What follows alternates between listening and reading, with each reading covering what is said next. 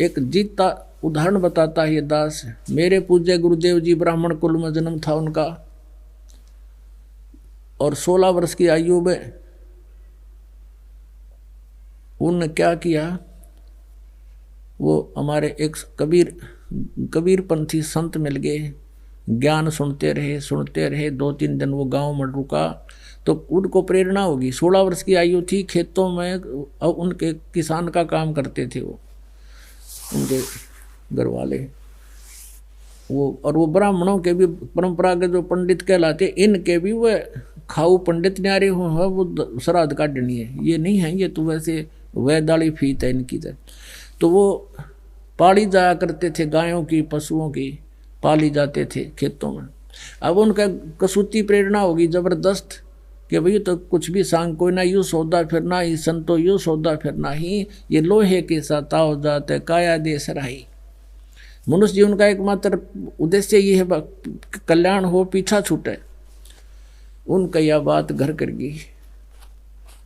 अब उन्होंने सोचा कि यदि मैं ऐसे जाऊंगा तो पीछे पीछे फेरा लेंगे, मेरा उड़े वहाँ शर्मा दर्द करेंगे गुरु जी के पास। उन्होंने एक स्कीम बनाई।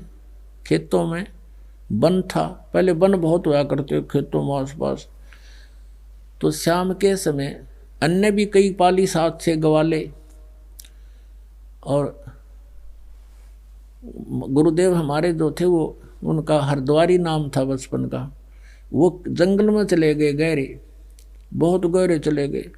अब शाम का समय हो गया, पालियों ने आवाज़ लगाई, वो नहीं बोले। पालियों ने सोची पता नहीं कित चला गया, वो सभी पशुओं को लेकर गांव में आ गए। गांव में आए तो घर वालों ने पूछा भाई हरद्वारी क्यों नहीं आया? उन्होंने कहा वो तो अंदर चला गया, हमने आवाज़ भी दी, वापस नहीं आया। तो उनको चिंता बन गई कि उस समय वहाँ बहुत से भयंकर जानवर रहते थे कि कहीं बच्चे को हानि ना पहुँचा दी हो, नहीं तो वापस आना चाहिए था अगर फ्रेश हो गया हो तो भी। इस डर से गांव के 10-20 व्यक्ति आए। उस टाइम ऐसी थी, लॉलटेन ले रखी मंदे मंदे प्रकाश की, और स्वामी जी ने क्या सोचा, एक कोई ताज़ा पशु खा रखा था, कोई ऐसे ही शेर ने या किसी अन्य जंगली जानवर ने, और उसके हाड पड़े थे, कति चाट रखे थे वह, और वहाँ डाल दिए वह अपने कपड़े पाड़ के, और उनको उसके ऊपर के घेर दिए, कुछ दूर तक घेर दिए, डाल दिए।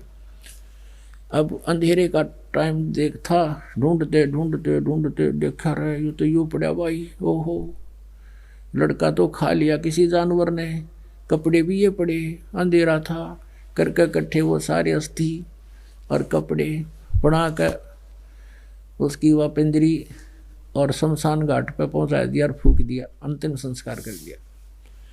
अब उसके वही शुरू हुए, वो अस्थि ठा के फिर डाल का उड़े गंगा में गति कराने के लिए, फिर 13वीं करी, और फिर महीने शुरू हो गए, फिर पिंड भरवाए, फिर श्राद्ध शुरू हो गए।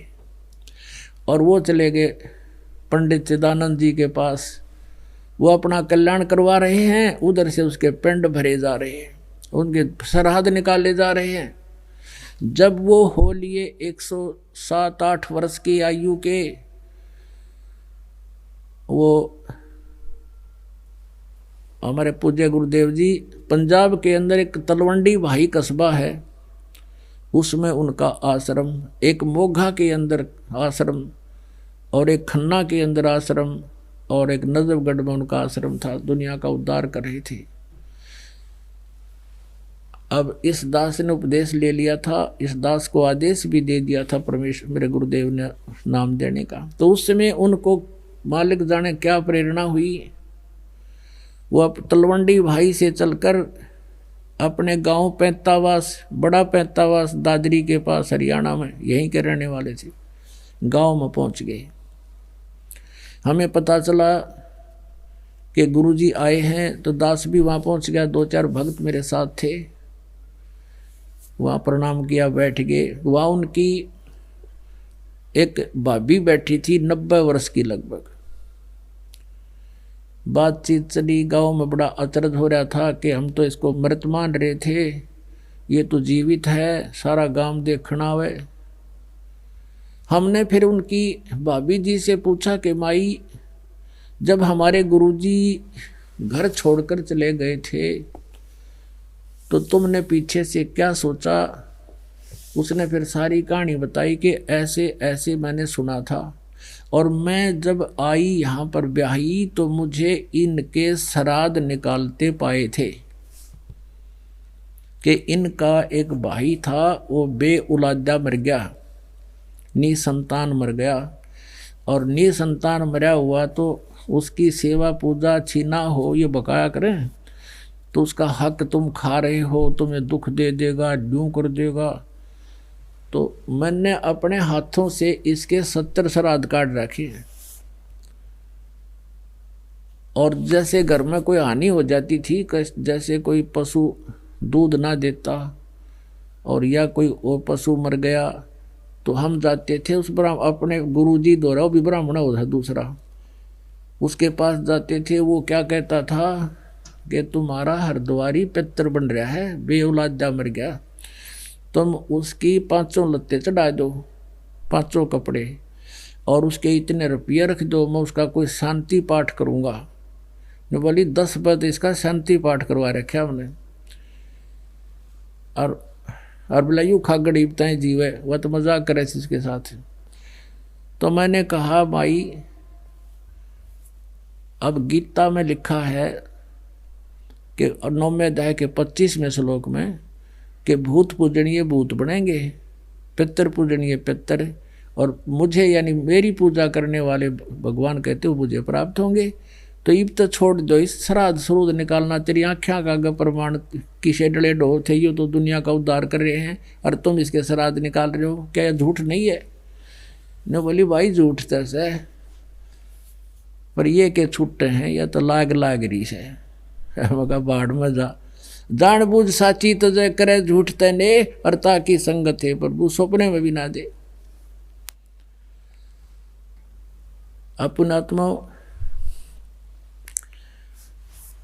क्योंकि पहले तो हमारे माता ये बुजुर्ग थे वो अशिक्षित थे, अब हम शिक्षित हो गए।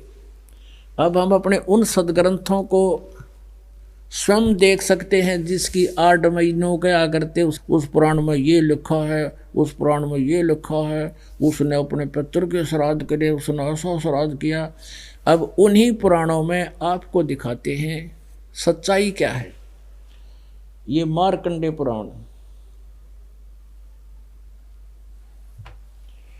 एक रुचि नाम का पंडित था, ब्राह्मण था, और उसने वेदों को समझा पढ़ा कि अभी मनुष्य जीवन केवल परमात्मा प्राप्ति के लिए ही होता है।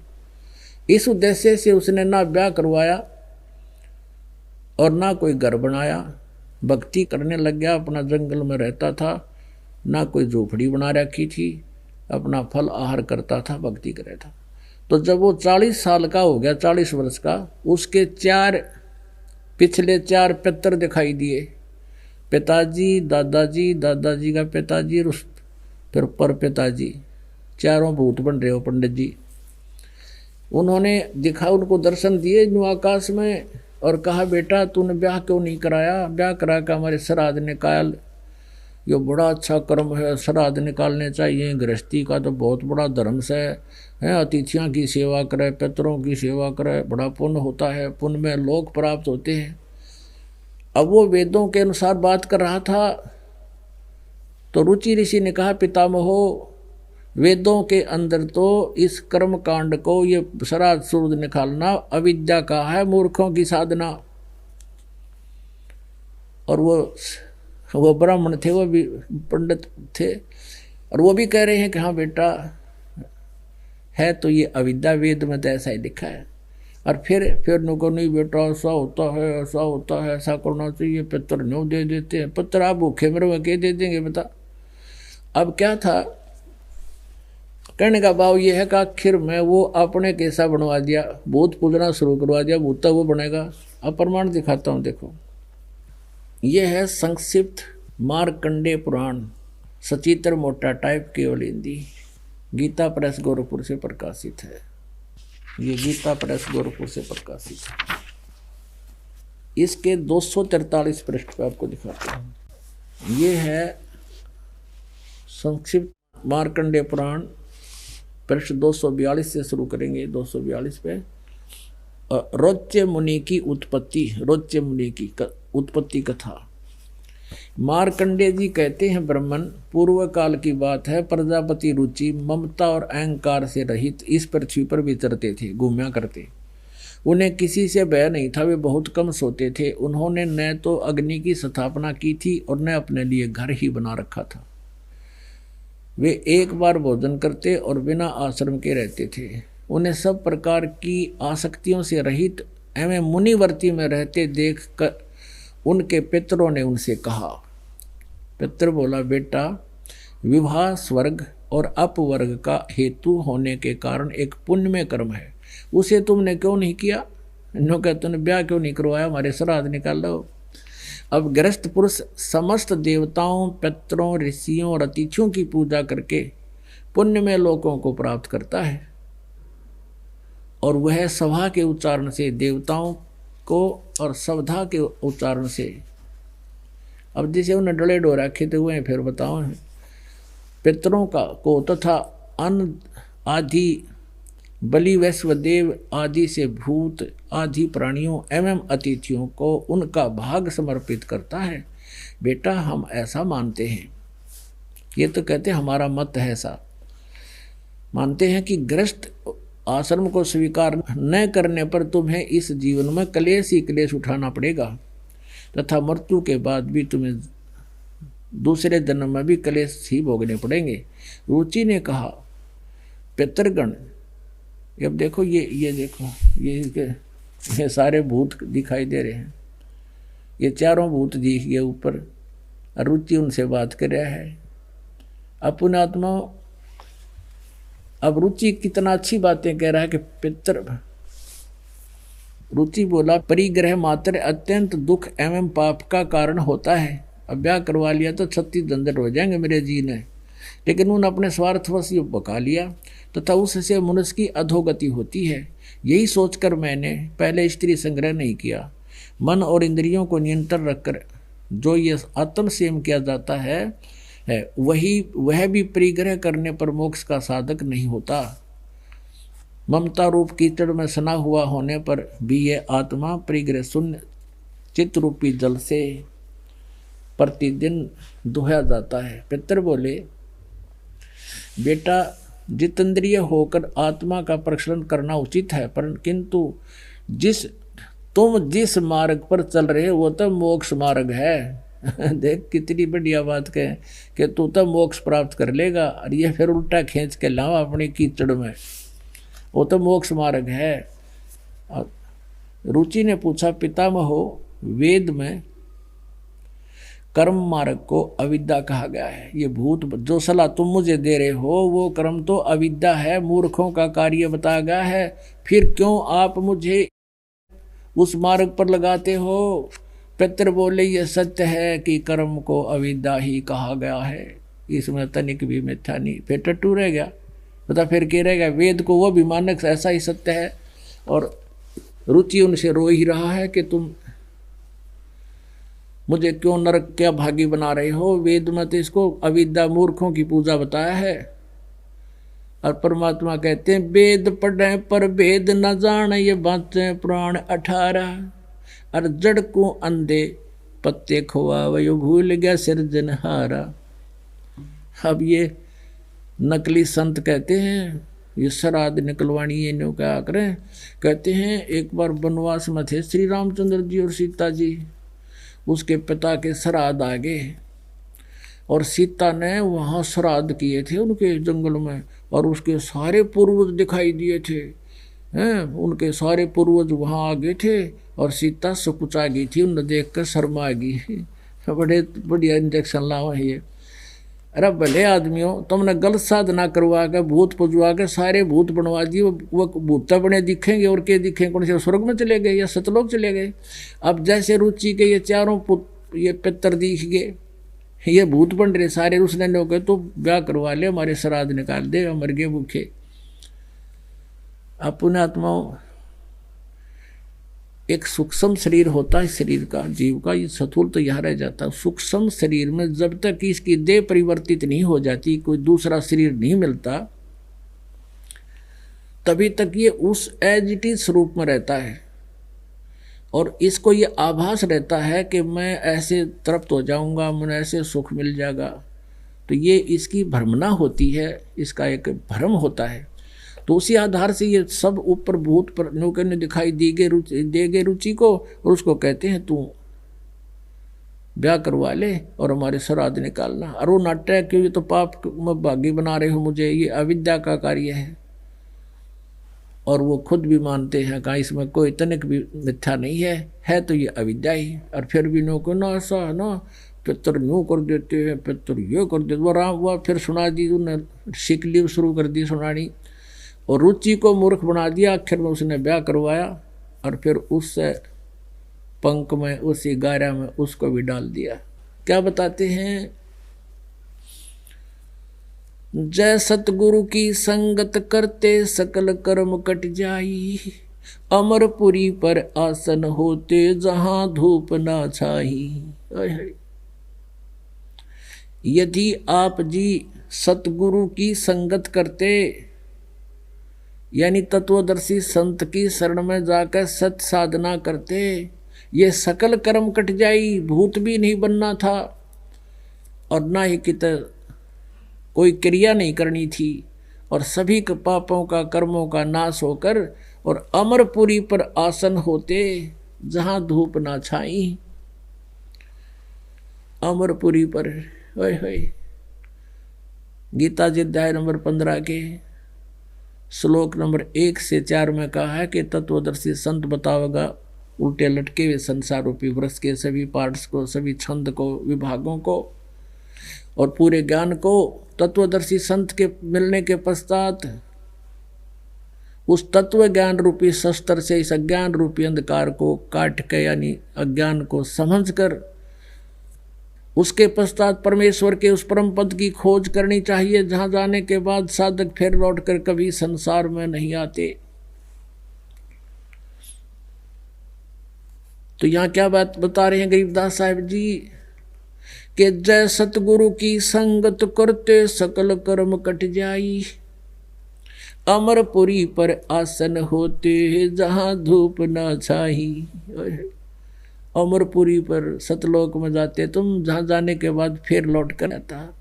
परमात्मा क्या बता रहे हैं, प्रेत सिला पे जा बिराजे पितरों पिंड भराई, बहुर श्राद्ध खान को आये काग भये कलमाही।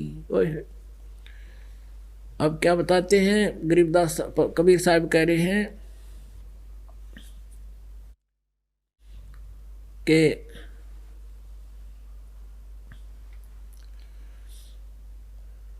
भूत जुनी जहाँ छूटे है पिंड प्रदान करंत, गरीबदास जिंदा कहे नहीं मिले भगवंत।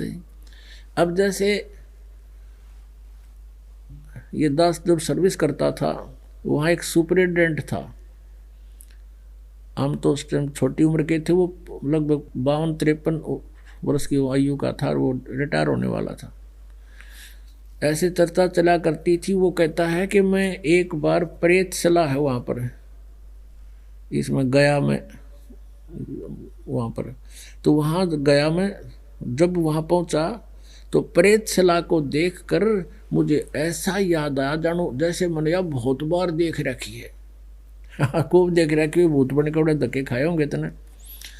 तो कहने का बाबा परमात्मा कहते हैं कि प्रेतशाला पे जा बिराजे फिर पितरों पिंड भराई, और बहुर श्राद्ध खान को आगे काग भये कलमाही। कहते पिंड भरवाने से भूत जुनी छूट गई और फिर बन गया गधा, बता के टट्टू गति करा दी उसकी। तो हम नो बहका रखे थे। इसका समाधान बता रहे हैं, जय सतगुरु की संगत करते सकल कर्म कट जाई, अमरपुरी पर आसन होते जहां धूप ना छाई। सुखदेव ने 84 भुगती बना पजावे खरवो, और तेरी क्या बुनियाद प्राणी ही तू पेंडा पंथ पकड़वो। सुखदेव जैसे महर्षि को उसने भी 84 लाख योनियां भोगनी पड़ी। जो साधनाएं तुम कर रहे हो इससे, और तुम्हारी क्या बुनियाद प्राणी। ऐसे महापुरुषों के साथ या दुर्गति हुई इन साधनाओं से, तो तुम्हारी क्या बुनियाद प्राणी। तो पेंडा पंथ पकड़े वो। सुखदेव ऋषि अपनी आत्मकथा बताते हुए कहते हैं, एक बार मैं गधा बन गया, 84 लाख योनियां भोग रहा था, अंधा हो गया। अंधा गधा मालिक ने मारे लठ निकाल दिया घर से। एक पगडंडी के ऊपर मैं ऐसे अटकल सी लगाता हुआ जा रहा था। आगे एक नाला था थोड़ा सा 2.5-3 फुट का, और मुझे दिखाई नहीं दिया। मेरे अगले पैर उसमें जाने लगे। मैंने छलांग लगानी चाहिए तो ना आगे गया ना पीछे, बीच में फट हो गया। उसके आगे मुंह टिक गया, पीछे से पीछा अड़ गया, उसमें मैं फट हो गया कति, और पैर लटके नीचे। अब वहाँ इक्का दुक्का व्यक्ति जाता था, मुझे किसी ने नहीं निकाला। और वो रास्ता था आने जाने का। पहले तो उस पर से कूद कर निकल जाते थे व्यक्ति, फिर मेरी बन गई पुली। मेरे कमर पर पैर टेक के पार हो जाए, मुझे नहीं निकाला। हफ्ते 10 दिन में भूखा प्यासा भुगत के तड़फ के वहाँ मेरे प्राण निकले। अब परमात्मा कहते हैं, सुखदेव ने 84 भुगती, वो बना पजावे खरवो, खरवा ने गधा। और तेरी क्या बुनियाद प्राणी, तू पेंडा पंथ पकड़ वो। अब तेरी क्या औकात है भोले व्यक्ति, आम जनसाधारण। तू हम जो रास्ता बताते हैं, वे ऑफ वर्शिप, इस मार्ग को पकड़ है। तो उससे क्या हो गया कि जय सतगुरु की संगत करते सकल कर्म कट जाई। अमरपुरी पर आसन होते जहां धूप ना छाई। सुरत नरत मन पवन पियाना, शब्द शब्द समाई। गरीब दास गलतान महल में, मोहे मिले कबीर गोसाई। अब गरीबदास जी कहते हैं, मुझे परमात्मा कबीर जी आए थे स्वयं सतलोक से चलकर। उन्होंने हमें ये मार्ग दिया जो तुम्हें बता रहा हूँ। ये गॉड गिवन ज्ञान है, और इस पर विश्वास करो, आपका मोक्ष हो जाएगा। और वहाँ क्या मिलेगा? 4 मुक्ति जा चंपी करती माया होरी दासी। दास गरीब अभय पद पर से, वो मिले राम अविनाशी। बोलो सतगुरुदेव सत साहिब।